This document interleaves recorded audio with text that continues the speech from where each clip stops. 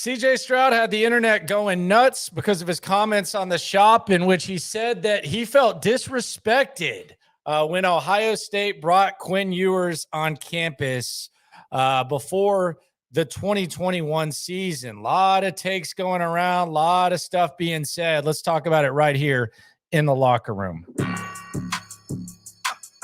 Yeah. Yeah. It's the locker room on YouTube. You know what it is. Let's get it. Hey. Locker room. Yeah, we in the locker room. Texas talk. Yeah. So CJ Stroud was on the shop. Really good show. And he was asked about his time at Ohio State, the chip on his shoulder, et cetera. We've gotten to know that pretty well in the short time that he's been in Houston. It is the locker room, number one source for Texans daily digital content. I'm Landry Locker. You can hear me Monday through Friday, 10 to 2 on Sports Radio 610. This is the quote, and this is actually the clip from CJ Stroud, what he said that had the internet going nuts. One of them. I mean, the first one was like, man, how hard can I make it on myself to like be better? And Ohio State wasn't going to be easy. I had another quarterback I came in with that I knew I was going to play early. And Justin was there when you got there. He was the starter. Yes, sir. Yeah. So Justin was the starter.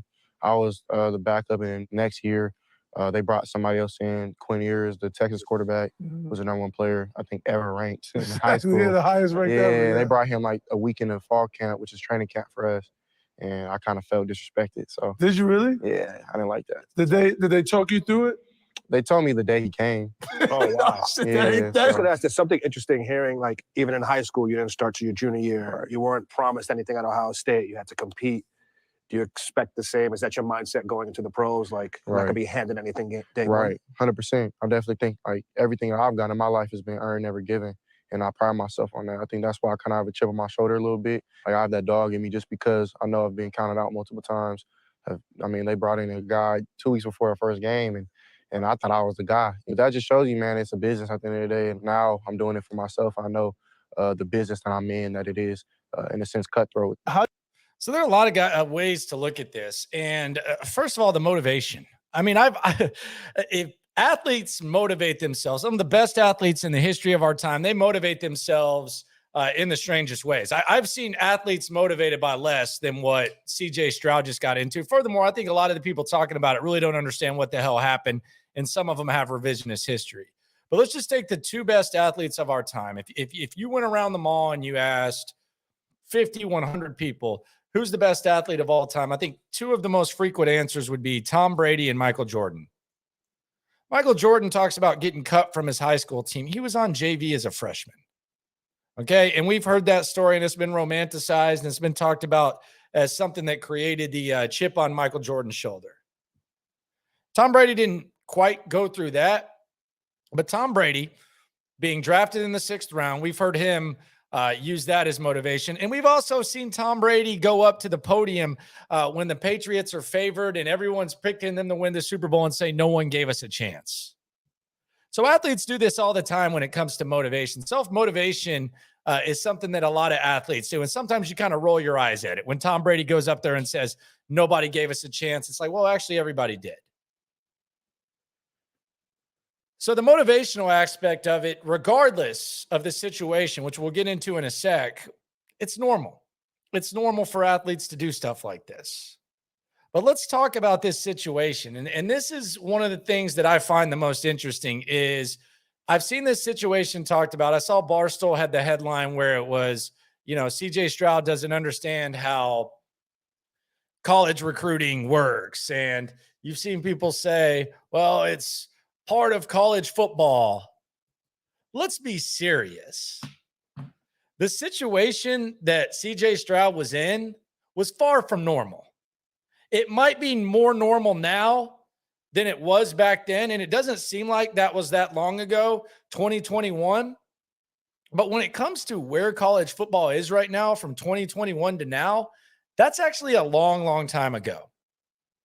And we got to remember, Quinn Ewers was a guy who skipped his senior year of high school, which was a huge deal. And he got $1 million NIL deal to go to Ohio State. So to act like that's just like some sort of normal situation and that's how recruiting is, and you should be a little bit tough and you shouldn't be threatened is silly, because athletes motivate themselves, and that situation was far from normal. We might be revising the history, or some people talking about it might not be familiar with the history, but that was an unprecedented situation. Kid skips his senior year of high school, and then kid gets $1 million to go to Ohio State after decommitting from Texas. It was a big ass deal. That wasn't par for the course in college football. College football's changed a lot in a short time. And that was the beginning of it. And that was the extreme in multiple ways.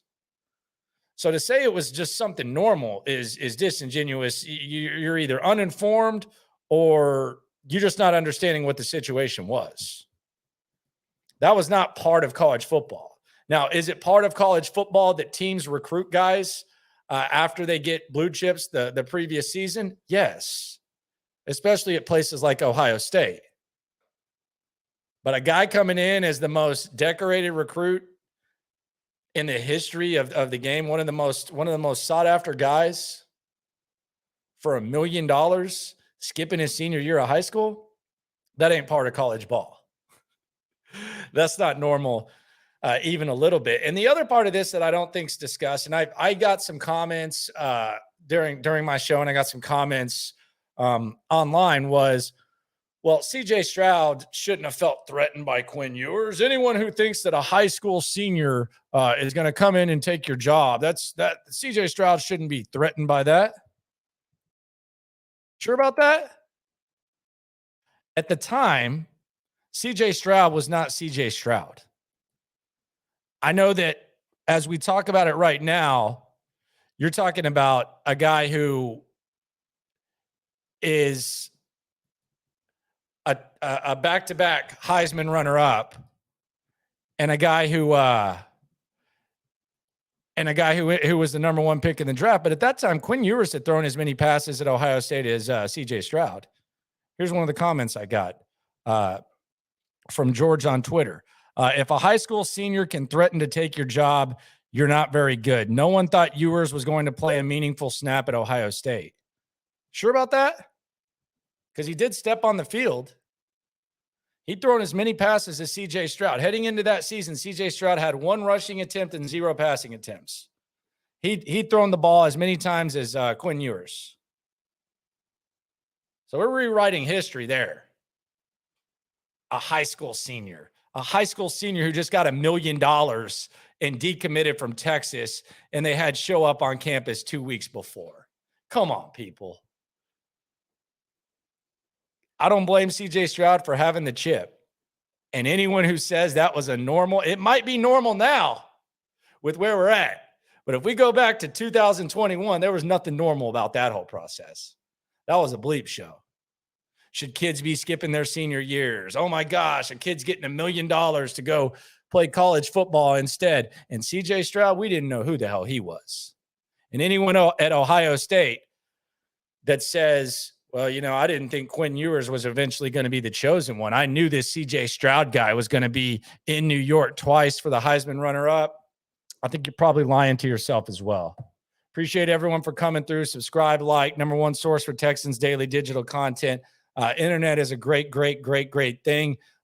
Don't mind the chip on the shoulder with CJ Stroud. It was a very, very unique situation. It was crazy. So go ahead and motivate yourself. Appreciate everyone for coming through. Is what we really do. We the source, we the pulse of the city too. Landlocked, got the game in the headlock. Localized every time, can't stop, won't stop.